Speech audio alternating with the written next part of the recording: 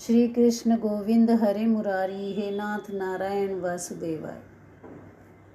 हरे कृष्णा। आप कथा को आगे बढ़ाते हैं।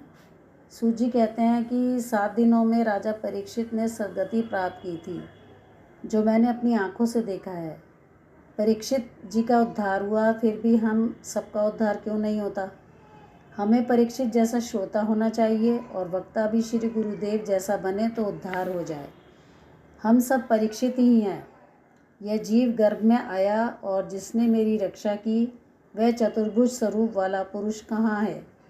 ऐसा कहते कहते ईश्वर की खोज में निकले वह जीव परीक्षित है। परीक्षित अर्थात श्री भगवान के दर्शन करने के लिए आतुर हुआ है, ऐसा जीव।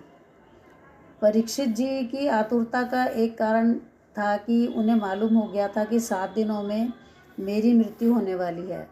तक्षक नाग मुझे डसने वाला है। जीव मात्र को तक्षक नाग डसने वाला है। तक्षक काल का स्वरूप है, ऐसा भागवत के 11 स्कंद में कहा है। काल रूपी तक्षक को ताल रूपी तक्षक किसी को नहीं छोड़ता।